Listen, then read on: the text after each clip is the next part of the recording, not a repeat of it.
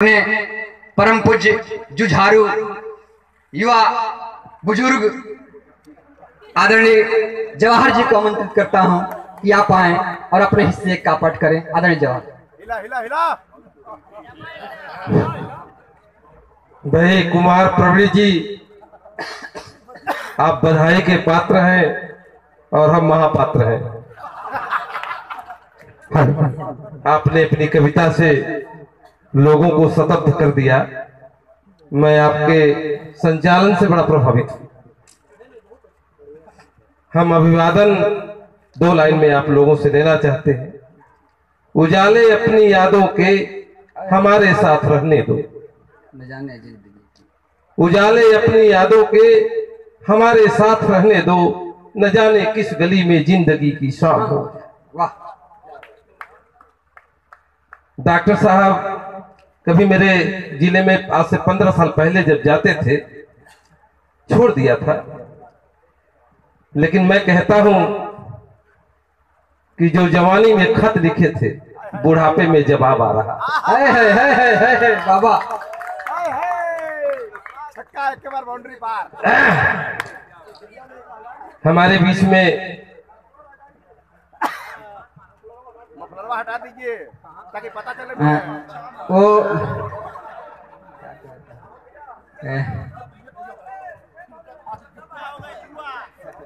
मैं बेटा बस तुमसे बता दूं, आप लोग देखिए, छेड़िए मत। ये जो बाल देख रहे हैं, मेरी बिरादरी के यहाँ 50% लोग बैठे हैं। बस मैं असली हूँ और लोग नकली है। देखिए इनके जो सफेद बाल हैं ये ऐसे नहीं हुए, ये कार्बाइड से पकाए गए हैं। ये जान लीजिए, आप इनका सम्मान करिए। प्रवीण जी जब मंच पे एक बात बोल रहे थे तो मैं बड़ी गंभीरता से सुन रहा था। ये बोले कि भाई मैं ओरिजिनल काला हूं। आप लोगों ने ध्यान नहीं दिया होगा, लेकिन मैं ध्यान दिया। अपनी अपनी बात सब ध्यान रखते हैं। इन्होंने कहा कि मैं ओरिजिनल काला हूं। मेरा एक मित्र था इन्हीं की तरफ, उस समय की बात है जब मैं इनकी उम्र का था। तो हम लोग बचपन के साथी थे।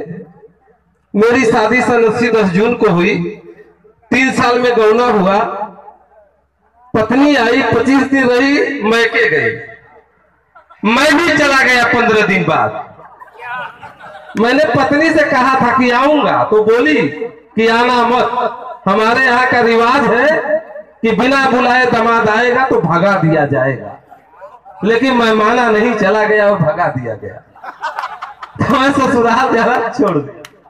तो जो मेरा मित्र था प्रवीण कुमार की तरह, वो गए ससुराल तो 15 दिन रह गया। तो थोड़ा मैं बनारस का रहने वाला हूं, उससे बनारसी भाषा में पूछा, कभी 15 दिन क्या करत रहे ससुररिया में? तो कहे, अरे यार क्या बताई सरवा, हम गईली तो दूसरे दिन सोचली कि चली, तो हमार सास कहली कि नहीं तो के रुके के हो। तो हम कहली कि नहीं, तुम्हें काम हो, हम रुकब ना। वो कहली कि देख, एक तो गोर लड़की के बिया तो से करिया भुजंग से कह देली, अब भैंस भी आई पड़वा मर गया। तो 15 दिन रहो कम से कम, तो के देख के वो दूध देत रही।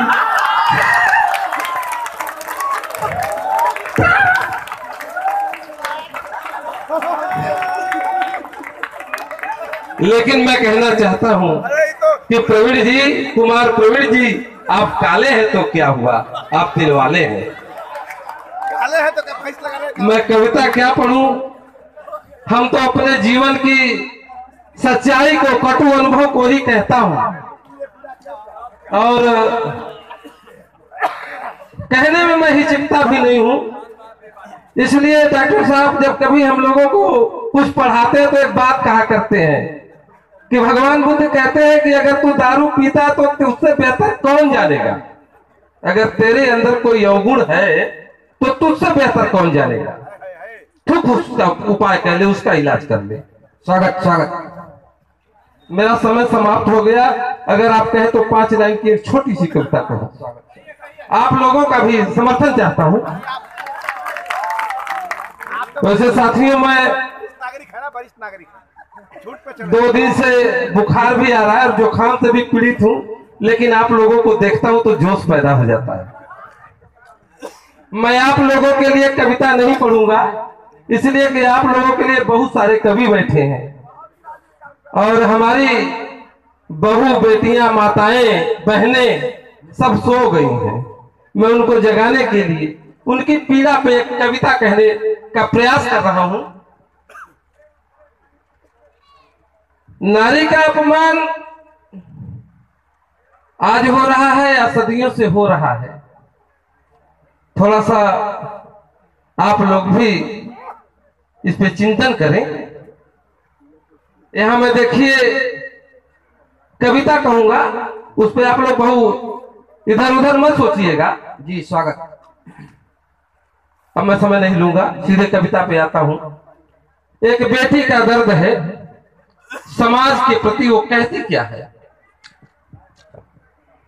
बिचारी लचारी बनी बिटिया, जन्मो जग में मर जाद न पौली।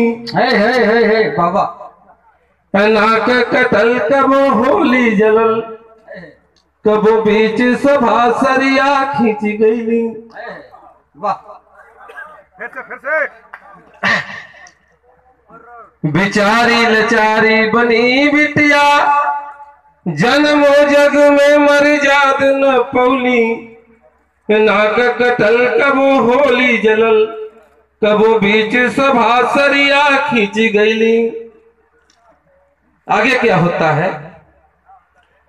नारी कहती है कि पति परमेश्वर सदा हमके, अफते विपते हम साथ निभवली। पति परमेश्वर सदा हमके, अफते विपते हम साथ निभवली। अग्नि परीक्षा भइल कबहू, तबहू घरवा से निकालल गईली। माता पिता कैसे बेटियों का अपमान करते हैं। बड़ा ठंडा लगे भैया, धन्यवाद।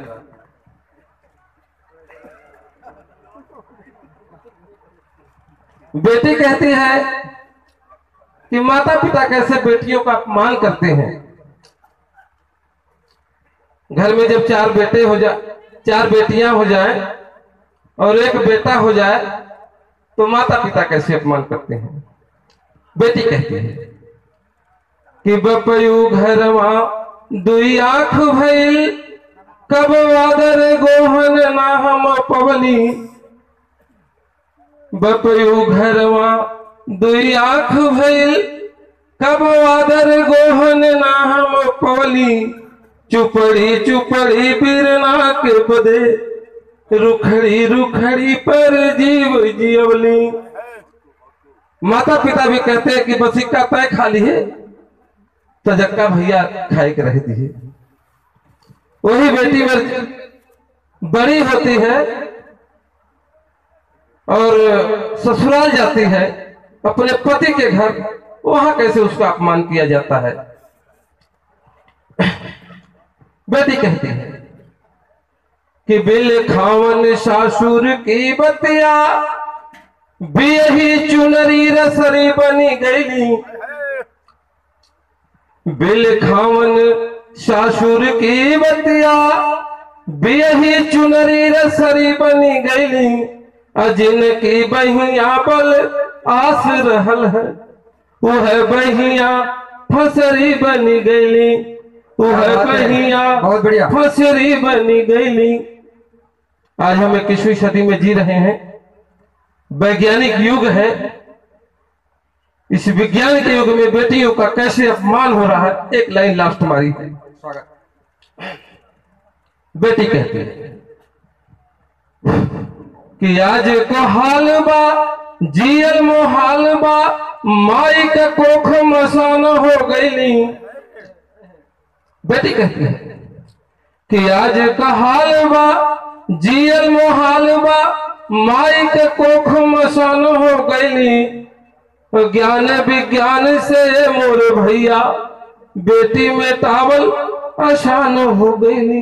क्या बात है, टावल बहुत बहुत आसान हो। धन्यवाद। वाह। अभी सवैया छंद प्रस्तुत कर रहे थे आदरणीय जवाहर जी।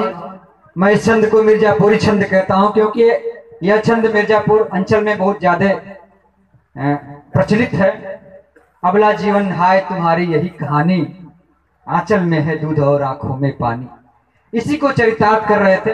वैसे इन्होंने एक चीज कही शुरू में ही कि जवानी का खत है, बुढ़ापे में जवाब मिल रहा है। तो मित्रों, ये बहुत सोचने वाली बात नहीं है। अब बुजुर्ग हो गए तो उससे क्या है? कौन कहता है कि बुढ़ापे में इश्क का सिलसिला नहीं होता? अरे आम तब तक मजा नहीं देता जब तक पक्कर पिलपिला नहीं होता। क्या बात है। वो मतलब सोचने की बात नहीं। बस 5-7 मिनट और, 2 कवि और रह गए हैं। और मित्रों, कवि जात ऐसी है, वो अगर किसी कवि को बिना कविता पढ़े अगर छोड़ दिया जाए पढ़ाए